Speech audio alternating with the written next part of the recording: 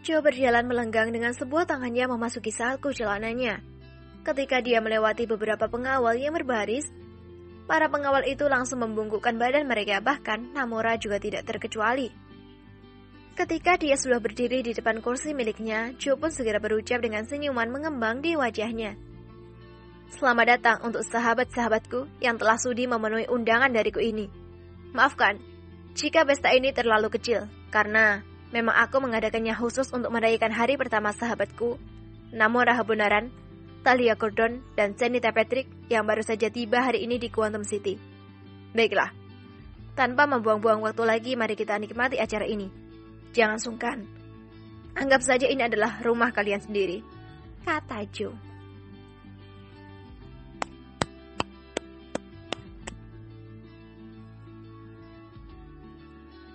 Tuan Baron segera menepuk tangannya sebagai isyarat.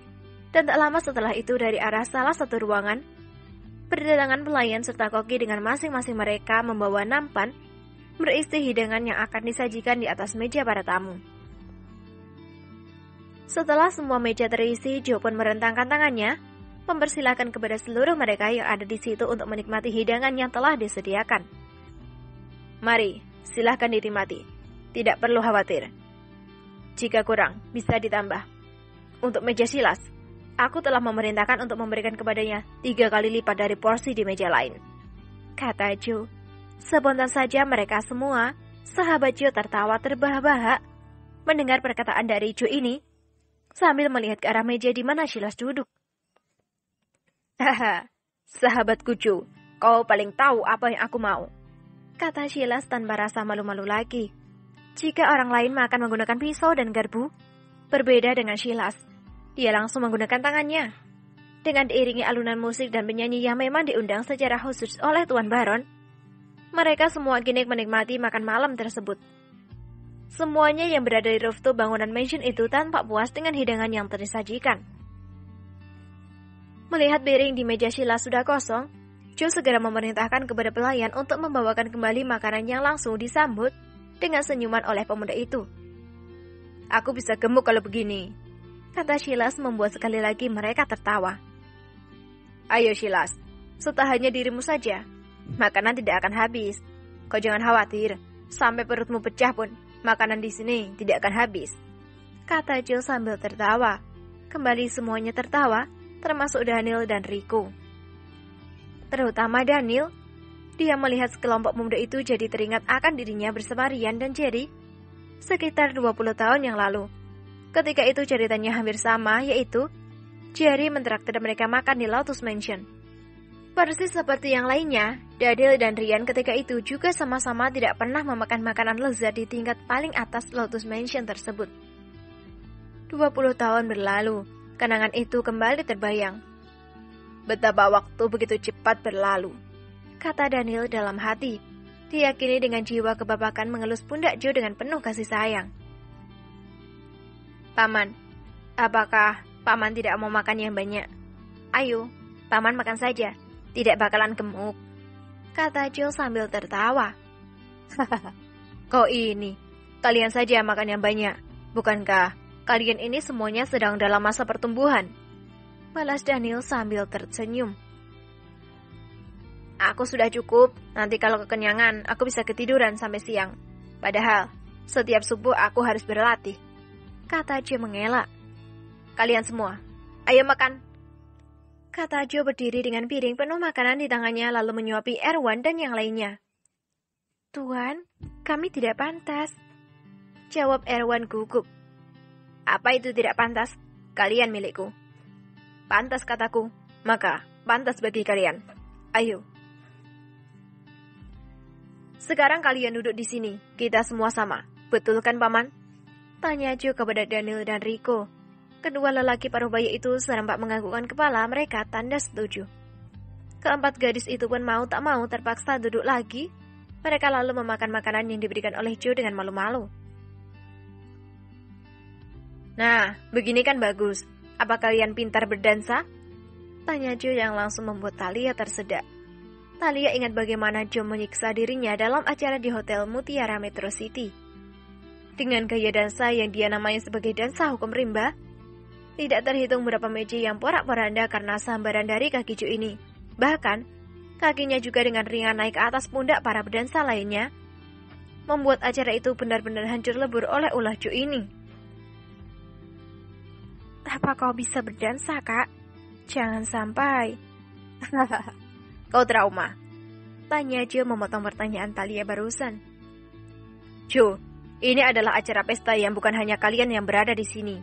Jangan kau hancurkan pesta ini, atau kami akan menjewer telingamu. Ancam Daniel. Aku tidak, Paman. Mereka saja yang berdansa. Senita kini mengulurkan tangannya ke arah Namora dengan maksud mengajak pemuda itu untuk berdansa dengannya. Melihat ini, Namora benaran mendadak pucat dan melihat ke kiri dan ke kanan. Ayolah Namora, jangan jadi ayam sayur, kata Joe sambil tertawa. Mati aku. Gumam Namora yang saat ini mendadak haus. Pemuda dingin itu terpaksa menyambut uluran tangan dari Senita. Mereka berdua kemudian berjalan menuju lantai dansa dengan diikuti oleh Silas dan Ruby, Tie dan Melissa. Beberapa pemuda yang lainnya mulai mengajak Naomi dan Aurelie untuk berdansa juga. Kini, tibalah giliran Albert yang mengajak Thalia Gordon untuk berdansa. Ayo Thalia, jika denganku, kau pasti akan pingsan, kata Joe mempersilahkan. Thalia akhirnya menerima juga uluran tangan dari Albert Miller. Sepanjang muda-mudi ini pun kini berjalan menuju ke lantai dansa. Setelah semuanya berada di arena dansa, lampu yang tadinya terang pun padam dan berganti dengan lampu remang-remang sehingga membuat suasana kini berubah menjadi romantis. Belum ada setengah jam mereka melantai, kini terdengar suara nada dering di ponsel milik Naomi. Naomi yang memang sudah mewanti-wanti akan adanya telepon dari sang ayah segera meminta diri, lalu menjawab panggilan tersebut. Halo ayah, kata Naomi dengan menutup sebelah telinganya agar fokus mendengar apa yang ayahnya sampaikan. Naomi, di mana sekarang kau berada, nak? Tanya sang ayah. Naomi sedang berada di Classic Mansion, ayah. Ada apa? Ayah menelponku. Apakah ada sesuatu yang buruk terjadi? Tanya gadis itu. Benar, nak. Tuan Clifford beserta anak buahnya baru saja kembali dari rumah kita. Mereka mengancam jika kau tidak segera datang ke sana dan meminta maaf dengan cara berlutut. Maka, besok mereka akan mendatangi kampus untuk memaksa mengosongkan kampus tersebut. Saat ini, ayah telah dipaksa oleh mereka untuk menandatangani surat perjanjian bahwa jika sampai besok sore hutang perusahaan tidak dilunasi, maka besok lusa mereka akan merobohkan Globes University. Kata Tuan Johnson menceritakan semua ancaman dari Tuan Clifford kepada gadis itu. Mendengar kabar bahwa kini keluarganya mendapat tekanan dari keluarga Clifford, tanpa sadar Naomi menangis sejadi-jadinya. Beruntung ketika itu suara alunan musik mampu menutupi suara tangisnya. Namun, itu tetap saja tidak bisa menipu telinga tajam milik Joe. Tanya sepengetahuan Naomi, sejak tadi Joe telah berdiri di belakang gadis itu. Ayah, apa menurut ayah, aku harus melakukan seperti yang diinginkan oleh Duff Clifford itu? Tanya Naomi sambil terisak. Putriku, ayah tidak tahu harus berbuat apa lagi. Di satu sisi, ayah juga tidak ingin melihatmu menderita nantinya jika harus menjalani pernikahan dengan putra Clifford itu. Di sisi lain, kita akan kehilangan Globes University yang telah diwariskan secara turun-temurun dari nenek moyang kita. Ayah benar-benar tidak memiliki solusi yang tepat, jawab Tuan Johnson. Ayah jangan khawatir, aku akan melakukan yang terbaik untuk menyelamatkan Globes University, kata Naomi. Baiklah nak, ayah akan menunggumu kembali, kita akan membicarakannya ini di rumah, kata Tuan Johnson lalu segera mengakhiri panggilan. Naomi masih berdiri mematung dan belum berani memutar badan. Dia ingin terlebih dahulu menenangkan perasaannya agar para sahabatnya tidak mengetahui bahwa dia sedang dalam masalah. Tapi yang tidak dia duga adalah satu tangan kini memegang pundaknya dari belakang. Dan ketika dia berbalik, dia melihat Joe kini telah berdiri di belakangnya dengan tatapan penuh iba.